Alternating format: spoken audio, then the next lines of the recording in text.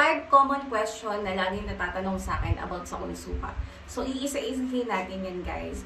So, kung bago lang kayo sa aking channel, welcome to my channel. Ako po si AJ. Ayan, at kung lagi naman po kayo nandiyan at lagi naabangan yung aking mga videos. Guys, sorry, ngayon lang ulit ako nakapag-upload. And, ayun nga, naisip ko mag-upload ngayon at gumawa ng konsuka. Kasi ang dami ko nire-receive mga question doon. So, hindi ko sila maisa-isa. Kaya dito sa video na to, sasagutin natin sila isa-isa. So, gagawin ulit natin, guys, yung step-by-step na paggawa ng konsuka.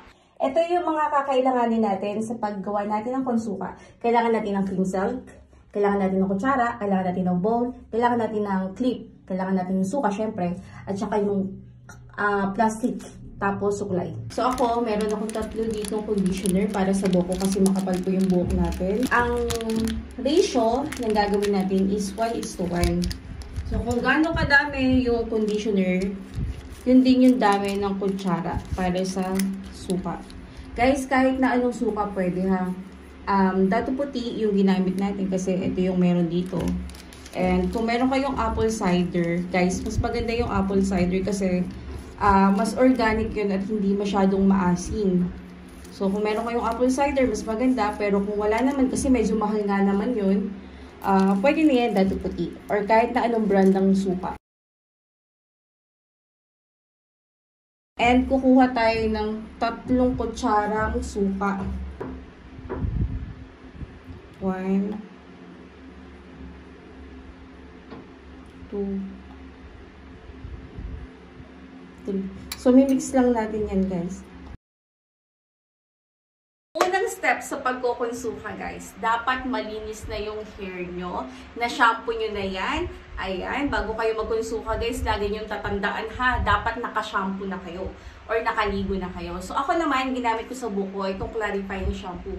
Kung wala kayong clarifying shampoo, guys, pwede shampoo na lang, kahit anong shampoo yan. Pero mas maganda kung may clarifying kayo kasi natatanggal niya talaga lahat ng residue dyan sa ulo nyo, natatanggal niya lahat yung mga kung ano yung product na ginamit nyo. Dahil napatuyo ko na siya,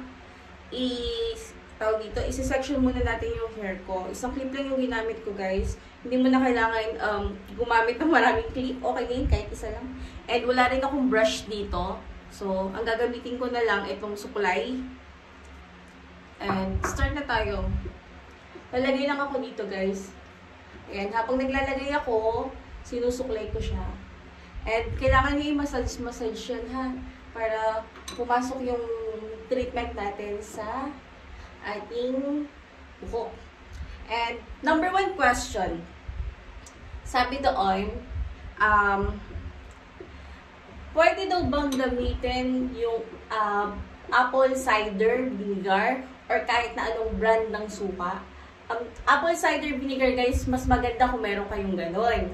Kasi mas organic siya. So, hindi siya masyadong maasim katulad ng dato puti. Pero kahit anong brand naman, guys, ng suka, pwede mong gamitin sa konsuka. Okay? And number 2 question. After daw ba magkonsuka, sinashampoo daw ba? Hindi mo na kailangan i-shampoo, guys. Ang kailangan mo na lang doon, conditioner. After mo gawin yun, i-wash mo muna yung hair mo ng water lang. Pag nawala na yung amoy at nawala na yung product na, wala na yung konsuka na nilagay natin sa buhok, tsaka ka maglalagay ng conditioner. Yun yung pinaka-last na step na gagawin mo, maglagay ng conditioner sa buhok mo para mawala yung asim. Kasi may mga nabasa ko, guys, na sabi nilang asim daw ng buhok nila. Bakit na asim?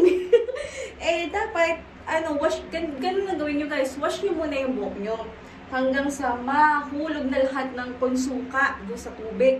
Tapos, saka kayo maglagay ng conditioner. Okay? Huwag kayo, guys, magsha-shampoo ha. Kasi, mawawash out lahat ng nilagay natin treatment kapag kayo ay nag-shampoo.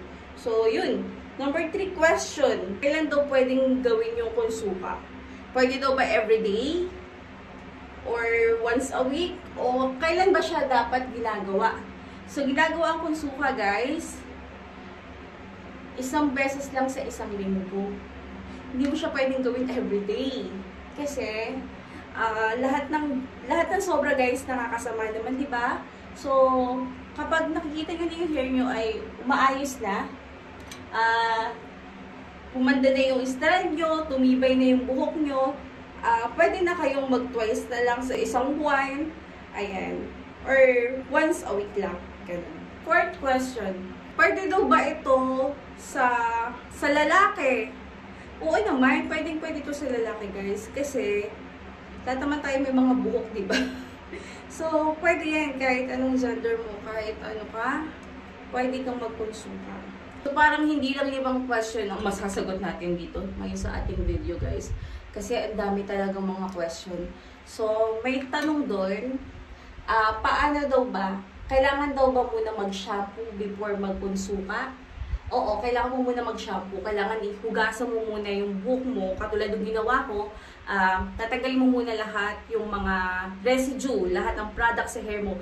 I-wash muna natin yan bago tayo maglagay ng konsuka kasi para pumasok yung konsuka, yung treatment na gagawin natin dun sa hair mo. So, next question is, pwede to ba to after mag-dye ng hair, like 1 to 2 days after mo mag-dye ng hair? Sa hair color, baka kasi maiba yung hair color niya. So, I suggest, enjoy mo muna yung hair color mo. And kapag hindi ka na masaya sa hair color mo, tsaka ka mag-consume. Malapit na tayo matapos, guys. Parang nalagyan ko naman lahat, no? Ang dami pang natira. So, guys, pwede na yung sa hair ko na to yung 3. Tatlong conditioner. So, spread mo lang yan, then i-massage mo sa hair mo yan. Kung may mga natira pang konsuka sa bowl nyo, gamitin nyo, huwag kayo itapon kasi sayang. Okay? Tapos, ano po bang mga question nyo dyan? So, kung may mga question pa kayo, guys, i-comment nyo lang dyan sa baba. So, natapos na tayo, guys. Massage natin yung hair natin. Kailangan natin siya lagyan ng plastic. So, wala akong shower cup. Wala lang plastic. Kung ano lang yung meron dyan. Pwede na yan.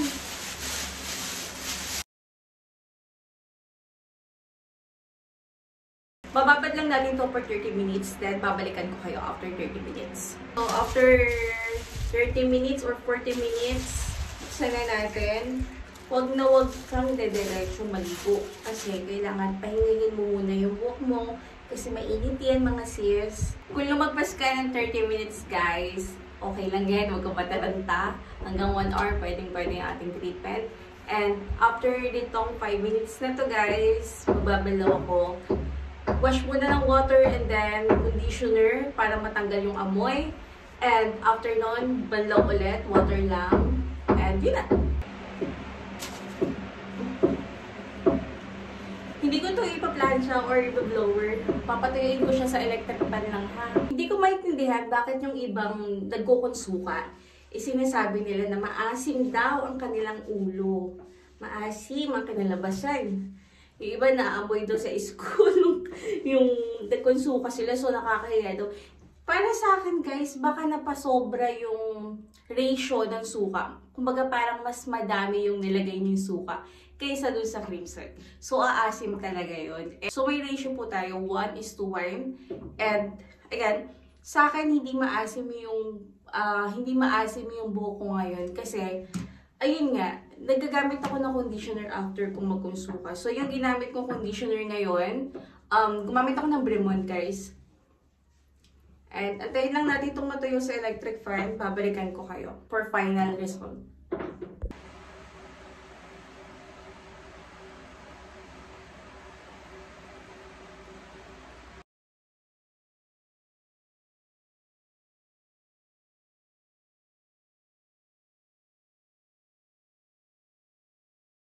Ngayon ko lang na-realize, at saka na pala ng buhok ko. So, kailangan na talaga siya iriban. Kaso natatakot ako iriban siya ulit. Kasi kung mapapansin nyo, etong maliliit na to, naputol to ng ribbon. Yan. Ang dami niyan, dami kong toknat yan last week dito. Tsaka dito. Tapos meron pa ako ditong toknat. So, naghabaan na lang siya. Ito hindi ko naman talaga tubang sa toknat yan. So, yun na nga. Kung mapapansin nyo, yung rebonded kong hair, napa-straight niya, no? Gumanda. Itong konsuka, ang magbe-benefits talaga nito, yung mga taong rebonded. Ayan, sobrang dry na ng buhok. Tapos, sobrang damage yung buhok. I-try nyo magkonsuka. Yung mga katulad mong kulot, huwag na kayong umasa na i-straighten kasi hindi naman nakaka-straight ang konsuka. So, treatment lang po yung konsuka. So, wala siya nagagawa para sa pag-straight ng hair, okay? Ang nagustuhan ko sa ganitong treatment, guys, kasi, ewan ko lang, parang may volume effect siya sa akin. Ayan o, parang nag-lift yung hair ko. Parang nagkaroon siya ng volume. Diba? Parang full na full yung hair ko. And ang sarap niyang hawak-hawakan kasi madulas na nga, malambot. Parang alam mo yung parang nakakain yung hair mo ng nutrition. So, ang kagandahan pa guys dito sa Consuka, kasi, di ba binabalot natin siya? So, yung toxin dyan sa anit natin, yung mga nagkukos na mga mababantot, tsaka yung mga bacteria dyan, naglalabasan yan, sinusuka yan ng anit natin. Dito na lang po muna yung aking video. Sana nag-enjoy po kayo. At kung nag-enjoy ka po, please give me a thumbs up. At kung hindi pa po kayo nakaka-subscribe sa aking channel, please subscribe po kayo dyan sa may baba. And click nyo na rin po yung notification bell para every time po na mag-upload ako ng panibagong video, ma-notify po kayo. And, ayun guys, maraming salamat po sa panonood. Hanggang dito na lang. Bye!